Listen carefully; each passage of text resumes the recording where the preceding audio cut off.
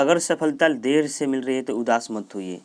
अगर सफलता देर से मिल रही है तो उदास मत होइए, क्योंकि छोटे छोटे घर ही जल्दी बनते हैं लेकिन महल बनाने में वक्त लगता है। हेलो एवरीवन, मैं बसंत मौर्य स्वागत करता हूं आपको हमारे IAS पॉइंट के यूट्यूब चैनल पे।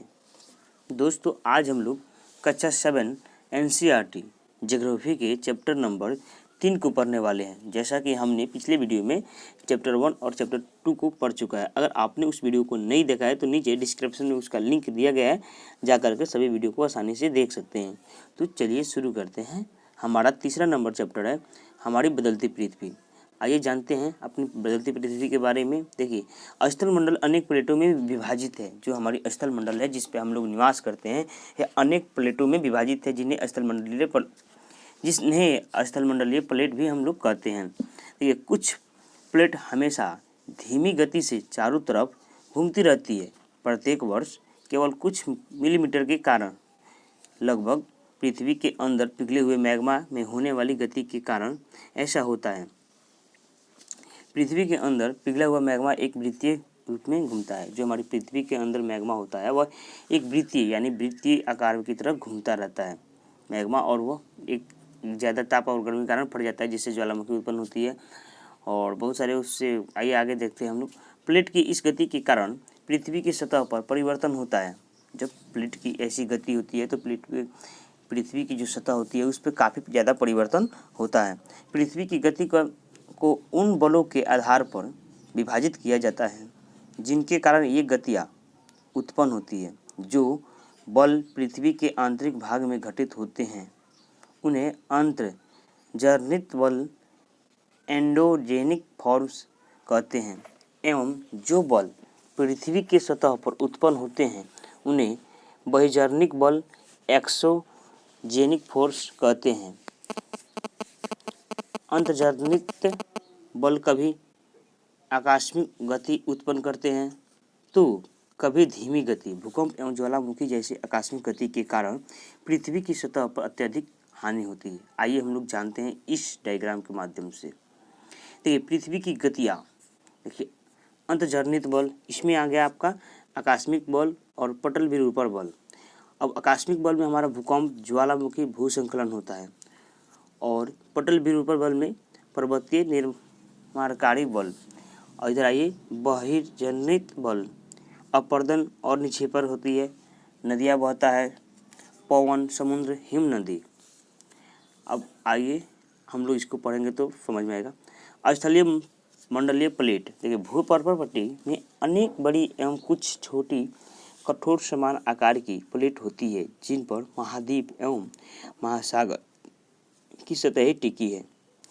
जो हमारी भूपर्वती है, जो पृथ्वी की पट्टी है, ये ऊपरी वाली भाग, इस पे बहुत सारे कठोर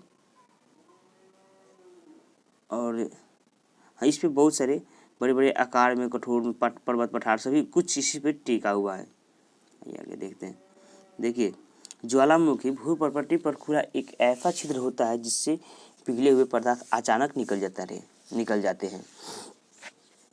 देखिए, ये हमारा ज्वालामुखी, यह निकलता कैसे यह भी हम लोग पढ़ेंगे। देखिए, ये हमारा ज्वालामुखी हो गया, और इसका जो यह होगा निचली सतह, यह मेंटल हो गया। इसके ऊपरी वाले भाग को हम लोग पर्वती बोलेंगे, और ये जो है ये वाला मैग्मा कोस्ट, और ये देखिए ये लावा हो गया हमारा, और ये हो गया निकास, यहाँ से निकलती है ऊपर की तरफ निकलती है ये लावा, और ये हो गया क्रेटर, और इधर धुआं फेंकती है। देखिए, जब पृथ्वी के अंदर ज़्यादा अत्यधिक ताप, अत्यधिक गर्मी पड़ता है, तो पृथ्वी के अंदर ज़्यादा गर्मी पड़ता है तो पृथ्वी जहाँ पे कमज़ोर पड़ती है वहाँ पे फट जाती है, तो वहाँ पे लावा निकलता है। लावा, ज्वालामुखी फटता है, उसी को हम लोग ज्वालामुखी कहते हैं। लावा निकलता है तो वहाँ पे वो आग की तरह रहता है, पूरा पिघला हुआ, और वहीं से वह जब वो कुछ दिन बाद वह कठोर हो जाता है तो वहाँ पे खुदाई करके वहाँ से खनिज की प्राप्ति की जाती है। इस प्रकार स्थलीय मंडल प्लेटों की गति करने पर पृथ्वी की सतह पर कंपन होता है। जब प्लेटों की गति होती है तो पृथ्वी की सतह पर कंपन होता है, भूकंप के झटके महसूस होते हैं। इसी को तो हम लोग भूकंप कहते हैं। देखिए, यह कंपन पृथ्वी के चारों ओर गति कर सकता है, इस कंपन को भूकंप कहते हैं। भूपर्वती के नीचे वह स्थान जहाँ कंपन आरंभ होता है उद्गम केंद्र कहलाता है। अभी हम लोग नीचे डायग्राम बनाया गया है भूकंप वाला, उस पर हम इस सारी बातों को समझेंगे।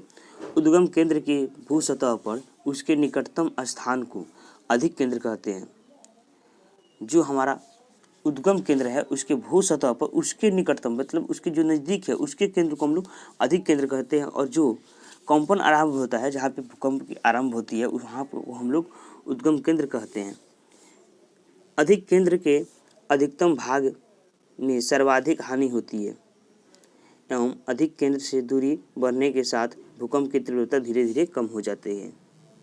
देखिए ये हमारी सभी प्लेटें हैं, जब ये आपस में टकराती है तो भूकंप की झटके महसूस होती है हमारी पृथ्वी पे। ये देखिए ये हमारी प्लेटें सीमा है, ये प्लेटें सीमा है और ये हमारा अधिक केंद्र यही है, यही अधिक केंद्र और यही है हमारा उद्गम केंद्र। वह स्थान जहाँ भूकंप उत्पन्न होता है वह भूकंपी ऊर्जा का उद्गम केंद्र कहलाता है। यहीं से भूकंप हमारा उत्पन्न होता है और इसका जो ऊपरी वाला भाग है, ऊपरी वाले हिस्से को हम लोग अधिक केंद्र कहते हैं और ये नीचे वाले जहाँ से भूकंप उत्पन्न होता है उसको हम लोग उद्गम केंद्र कहेंगे। और भूकंप तरंगे सभी दिशाओं में बाहर की ओर निकलती है। जो हमारी भूकंप तरंगे होती है वह ऐसे ऐसे करके बाहर की तरफ निकलती है, भंवर बना करके, और आपस में टकराती है, तभी तो भूकंप आता है। देखिए भूकंप तरंगे 3 प्रकार की होती है, पी तरंगे अथवा अनुदैर्ध्य तरंगे, एस तरंगे अथवा अनुप्रस्थ तरंगे, एल तरंगे अथवा पृष्ठीय तरंगे। इन तरंगों के गुणधर्म विशेष विश्वकोश से ज्ञात करने का प्रयास करेंगे हम लोग। 1 मिनट रुक गया। हाँ, और आप लोग नोट्स प्लीज बनाते रहिए, कोई भी प्रॉब्लम हो तो जरूर पूछिए। देखिए भूकंप की भविष्यवाणी संभव नहीं है, लेकिन यदि हम पहले से तैयार हो तो इसके प्रभाव को निश्चित रूप से कम किया जाता है। जो भूकंप की भविष्यवाणी है वह तो तैयार नहीं है, लेकिन हम लोगों को पहले से अलर्ट होना पड़ता है, नहीं तो बहुत सारे नुकसान हो सकता है। देखिए स्थानीय लोग कुछ सामान्य तरीकों से भूकंप की संभावनाओं का अनुमान लगाते थे। जैसे पहले, इस समय तो वैज्ञानिक बहुत तेज़ी से आगे बढ़ गया है, तो अब हम लोग अपनी मशीनों से जांच कर लेते हैं। लेकिन पहले लोग जैसे कुत्ता का जो सुनने का है वो इंसान से ज़्यादा है, तो कुत्ता को सबसे पहले महसूस होता है। मछली, सांप, जो भी मतलब धरातल पशु जानवर होते हैं उनको वो लोग चिल्लाने लगते थे, भागने लगते थे, उन लोगों में घबराहट होने लगती थी जब भूकंप आने का होता था। तो ये देखिए भुज में भूकंप के झटके 26 जनवरी 2001 को भुज शहर में रिएक्टर स्केल पर 6.9 की तीव्रता वाली भीषण भूकंप आई थी। और इधर भी देखिए स्कूल सर्वाधिक प्रभावित, स्कूलों की इमारतें गिरने से कम 971 छात्र एवं 31 शिक्षकों की मौत की आशंका हुआ था उस समय। भुज में निराशाजनक राहत, भूकंप के 3 दिन बाद भी हर व्यक्ति तक भोजन, कंबल, दवाई इत्यादि न पहुंचने के कारण हालात चिंताजनक था, मतलब हालात बहुत बिगड़ हो चुकी थी। देखिए भुज की तबाही, फोन लाइनें, जल पाइपलाइनें, जब भूकंप आता है तो ये सभी बंद हो जाती है, फोन लाइनें, नेटवर्क की प्रॉब्लम होने लगती है और जो ट्रेन की पटरियाँ होती है वो टूट जाती है, बहुत ज़्यादा नुकसान होता है भूकंप के कारण। देखिए शहर में आग लग जाता है, चारकोल एवं अंगूठिया के पलटने के कारण अनेक स्थानों पर आए। भूकंप प्रभावित क्षेत्र में आपातकाल की घोषणा भी राष्ट्रपति उस समय किए थे। राष्ट्रपति ने आपातकालीन की स्थिति की घोषणा की। मुख्यमंत्री की केंद्र से अपील, गुजरात सरकार ने इस संकट का सामना करने के लिए केंद्र से वित्तीय सहायता की मांग भी की थी।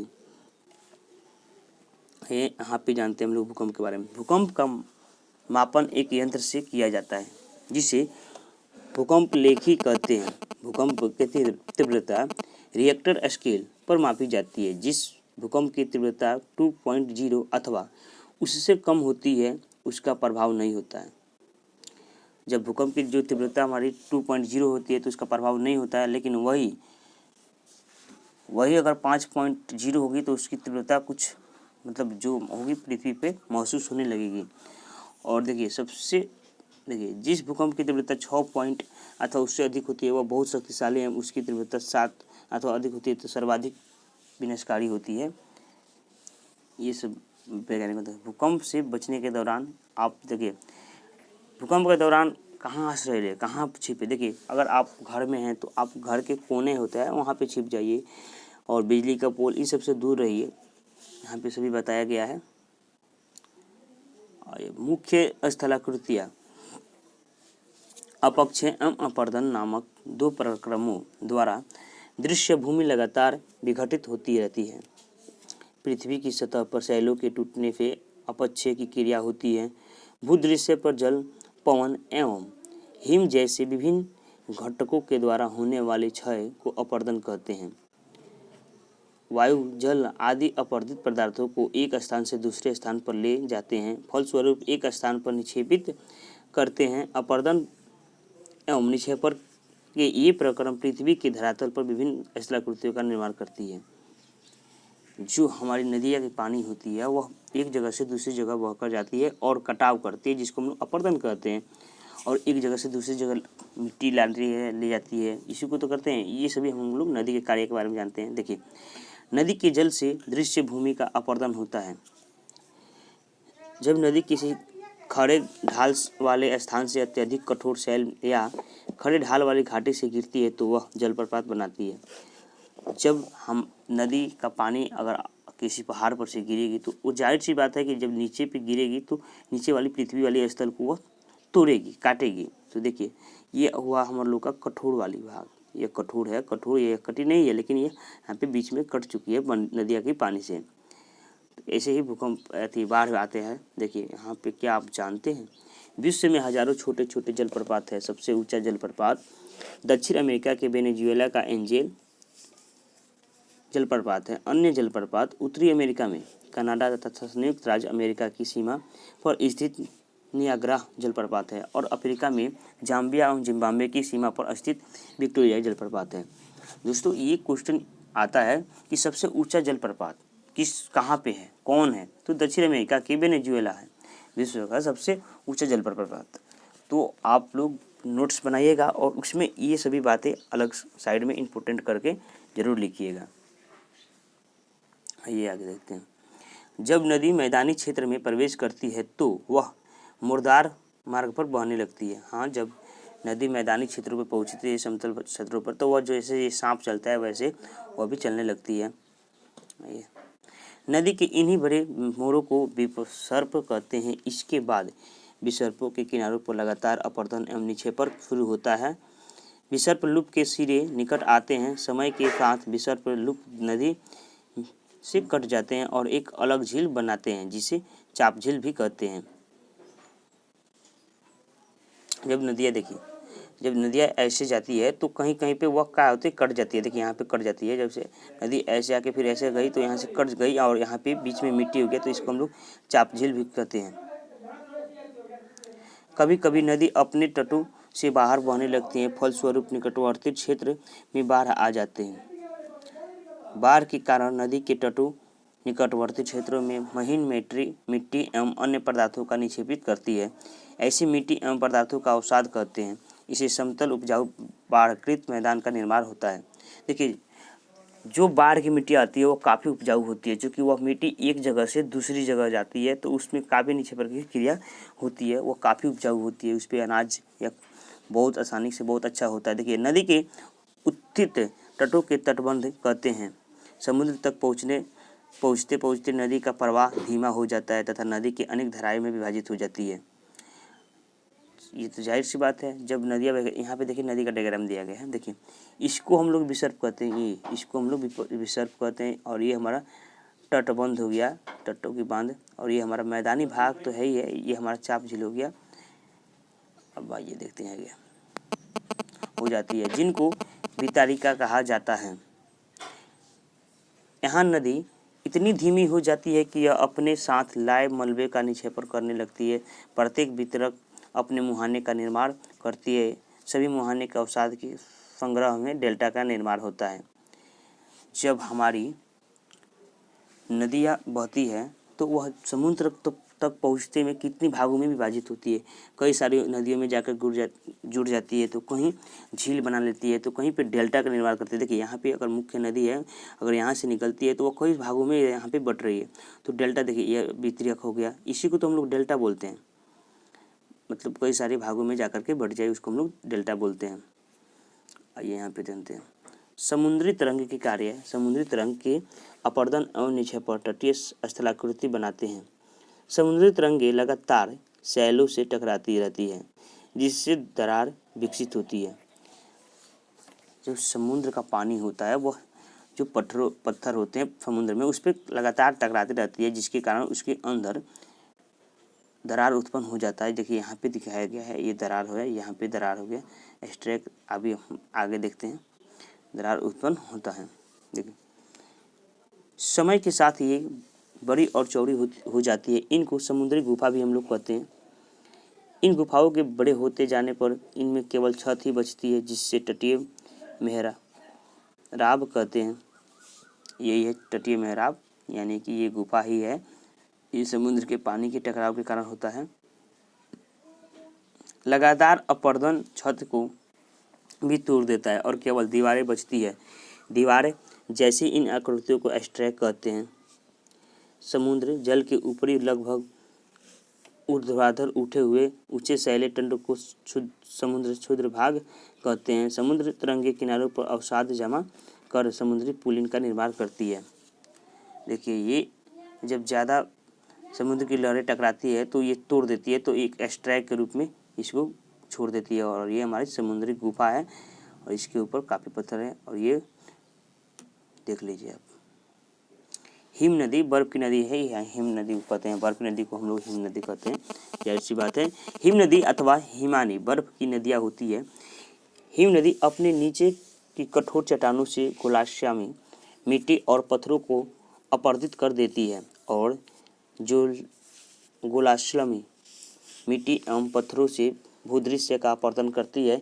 हिम नदी गहरे गर्त का निर्माण करती है। पर्वतीय क्षेत्र में बर्फ पिघलने से उन गर्तों में जल भर जाता है और वे सुंदर झील बन जाते हैं। हिम नदी के द्वारा लाए गए पदार्थ जैसे छोटे बड़े शैल, रेत एवं चट मिट्टी निक्षेपण होती है। ये निक्षेपण हिम नदी हिमोर का निर्माण करते हैं। हिम नदी हिमोर का निर्माण करती है। हिम नदी भी पहाड़ों पर से बहती है, गिरती है, तो वह भी अपने साथ है कुछ बड़े बड़े शैल और रेत भी लाती है, जिसको निक्षेपित कर होती है। यहाँ कहते हैं पवन के कार्य, पवन यानी कि वायु की कार्य। देखिए क्या आपने कभी रेगिस्तान देखा है? आप तो रेगिस्तान देखे ही होंगे, नहीं देखे होंगे तो चित्र में देखे होंगे या मोबाइल में देखे होंगे या रेगिस्तान के होंगे तो देखिए बालू डिब्बे के कुछ चित्र एकत्रित करने का प्रयास कीजिए। देखिए रेगिस्तान में पवन अपरदन एवं निक्षेपण का मुख्य कारक है। रेगिस्तान में आप छत्रक के आकार के सेल देख सकते हैं, जिन्हें सामान्य छत्रक सेल पवन कहते हैं। पवन सेल के ऊपरी भाग की अपेक्षा निचली भाग को आसानी से काटती है, इसलिए ऐसी सेल के आधार पर संकीर्ण एवं शीर्ष विस्तृत होते हैं। पवन चलने पर यह अपने साथ रेत को एक स्थान से दूसरे स्थान पर पहुंचाती है। जब पवन का बहाव रुकता है तो वह रेत गिरकर छोटी छोटी पहाड़ी बनाती है। इनको बालू टिप्पा कहते हैं। देखिए यहाँ पे रेत ही रेत है। जब पवन बहती है, वायु बहती है, तो रेत को एक जगह इकट्ठा करती है। जैसे नदिया की पानी, सभी नदिया की पानी जो होती है वह कटाव करके मिट्टी को एक जगह से दूसरी जगह करती है, सेम वैसे ही यहाँ पे मिट्टी को पवन के माध्यम से इकट्ठा कर दिया जाता है बालू की एक जगह, जिसको हम लोग बालू टिप्पा कहते हैं। देखिए जब बालू कणमहीन एवं हल्के होते हैं तो वायु उनको उठाकर अत्यधिक दूर ले जाती जा सकती है। जब ये बालू कण विस्तृत क्षेत्र में निक्षेपित हो जाते हैं तो इसे लोयस कहते हैं। इसको हम लोग लोयस भी कहते हैं। चीन में विशाल लोयस निक्षेप पाए जाते हैं। चीन में ज़्यादा विशाल लोयस पाए जाते हैं। तो दोस्तों हम लोग का चैप्टर हुआ समाप्त। अब आइए इसका क्वेश्चन आंसर भी हम लोग कर ले। साथ ही साथ आज से हर जितना भी चैप्टर पढ़ाया जाएगा उसका जो ऑब्जेक्टिव क्वेश्चन होगा उसको कवर कर दिया जाएगा। देखिए इनमें से कौन सी समुद्र तरंगे की विशेषता नहीं है? शैल, किनारा, समुद्र गुफा। तो जो समुद्र तरंगे की विशेषता नहीं थी वह है हमारी शैल। शैल जो है हमारी समुद्र तरंगे की विशेषता नहीं है। देखिए हिमनद का निक्षेपण की विशेषता है हिमोर। वो तो अभी हम लोग पढ़े थे हिमोर, ये भी आप लोग याद रखिएगा। और देखिए पृथ्वी की आकस्मिक गतियों के कारण कौन सी घटनाएं होती है? तो हम लोग फर्स्ट ही पेज में देखे थे डायग्राम में कि आकस्मिक गतियों के कारण भूकंप, भूस्खलन और ज्वालामुखी होता है। तो इसका सही आंसर हो जाएगा ज्वालामुखी। छत्रक शैलें पाई जाती हैं। छत्रक जो शैलें होती है वह पाई जाती है, वो तो अभी हम लोग जस्ट ही पढ़े हैं। कि रेगिस्तान में छत्रक शैली पाई जाती है, यह जो चीन में ज़्यादा है। चाप झील कहाँ पाई जाती है, इसका जवाब आप लोग कमेंट बॉक्स में दीजिएगा। क्योंकि चाप झील बहुत ईजिली है, मैं आपको डायग्राम के माध्यम से बता दे रहा हूँ। ये हमारी नदियाँ है और ये बहती है, बस अब आगे आप बताइएगा कि चाप झील कहाँ है। तो चलिए दोस्तों, हम लोग का चैप्टर हो गया समाप्त। अब हम लोग कल कवर करने वाले हैं चैप्टर नंबर 4 को। और हाँ दोस्त, अगर आप नए हैं हमारे यूट्यूब चैनल पे तो प्लीज़ हमारे चैनल को सब्सक्राइब कर लीजिए और लाइक कीजिए, शेयर कीजिए और कमेंट में जो भी है आपका सवाल वह कीजिए और वीडियो को ज़्यादा से ज़्यादा शेयर कीजिए। तो चलिए मिलते हैं अगले वीडियो में। जय हिंद, जय भारत, वंदे मातरम।